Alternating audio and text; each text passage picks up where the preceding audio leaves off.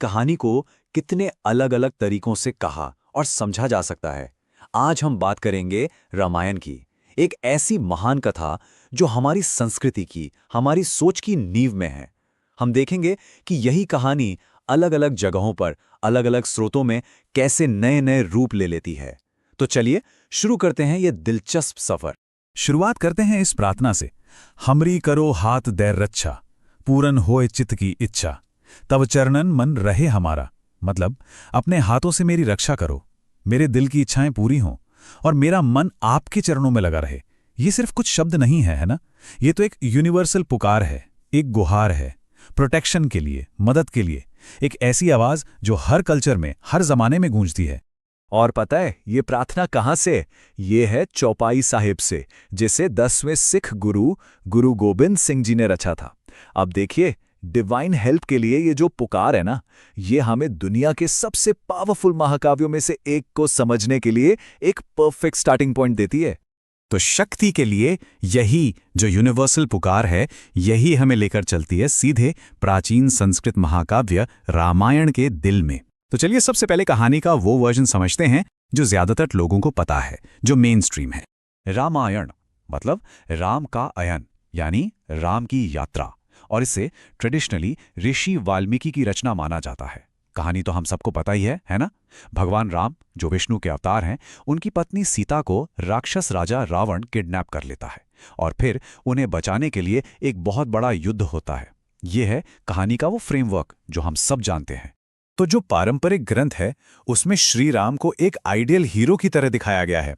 गुणवान, वीर, अपने कर्तव्य को मानने वाले, सच बोलने वाले, और सबसे बड़ी बात, जिसने अपने गुस्से पर भी जीत पा ली हो। मतलब उन्हें एक शक्तिशाली और परफेक्ट नायक के तौर पे स्थापित किया गया है। और कहानी का जो फ्लो है वो एक क्लासिक हीरोज जर्नी जैसा है। पहले 14 साल का वनवास, फिर सीता जी का अपहरण, फिर सहयोगियों यानी वानर सेना को इकट्ठा करना, एक जबरदस्त युद्ध, और आखिर में रावण पर विजय और धर्म की स्थापना। यह है कहानी का वो पारंपरिक ढांचा जिससे हम सब वाकिफ हैं। लेकिन क्या कहानी सिर्फ इतनी ही है? देखिए, जो महान कथाएं होती है ना, वो किसी एक किताब में बंद नहीं रहती। वो तो जीवित होती हैं, उन्हें बार बार पढ़ा जाता है, परखा जाता है। तो चलिए अब एक ऐसा नजरिया देखते हैं जो इन्हीं जानी पहचानी घटनाओं को एक बिल्कुल अलग रोशनी में दिखाता है। तो एक और सोर्स है ऐसे न्यूज़।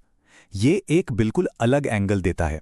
इसके मुताबिक जैसे फिल्मों में हीरो हीरोइन अपना किरदार निभाते हैं, ठीक वैसे ही जीव अपने कर्मों के आधार पर धरती पर एक रोल प्ले करने आते हैं। और इसी नजरिए से विष्णु ने राम का अवतार लेकर धरती पर एक किरदार निभाया।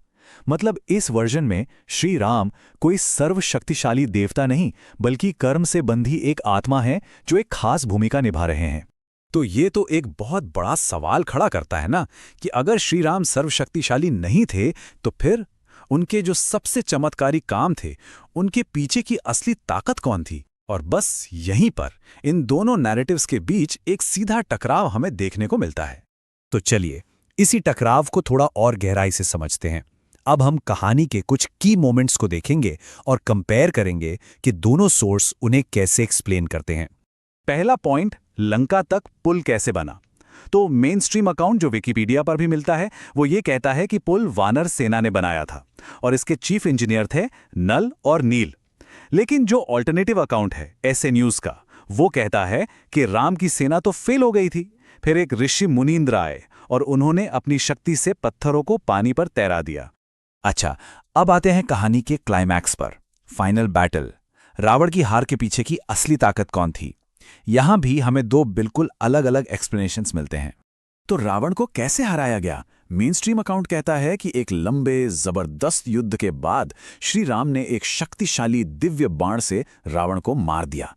लेकिन ऑल्टरनेटिव अकाउंट ये कहता है कि श्री राम तो युद्ध में बिल्कुल थक चुके थे और लगभग हार मान चुके थे।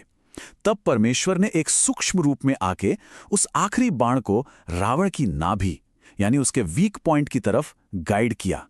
तो अगर हम इन डिफरेंसेस को समराइज करें तो बात बिल्कुल साफ हो जाती है। समुद्री पुल का बनना, सीता की रक्षा और रावण की हार।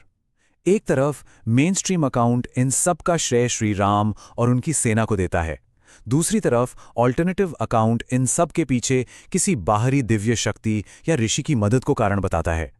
एक फोकस करता है राम की शक्ति पर, दूसरा डिवाइन इंटरवेंशन पर।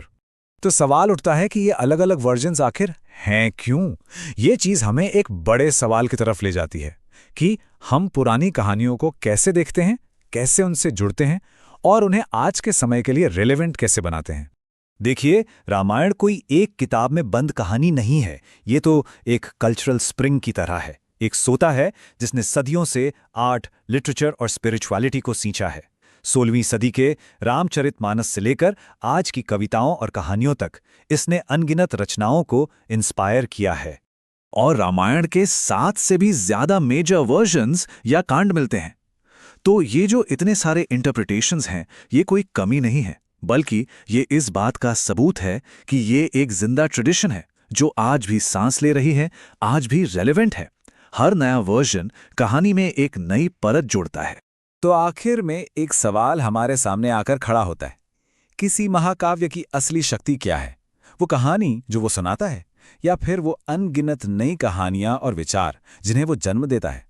ये एक ऐसा सवाल है जो हमें स्टोरी टेलिंग के पावर और इन प्राचीन कथाओं में मतलब ढूंढने के हमारे अपने तरीकों पर सोचने पर मजबूर कर देता है।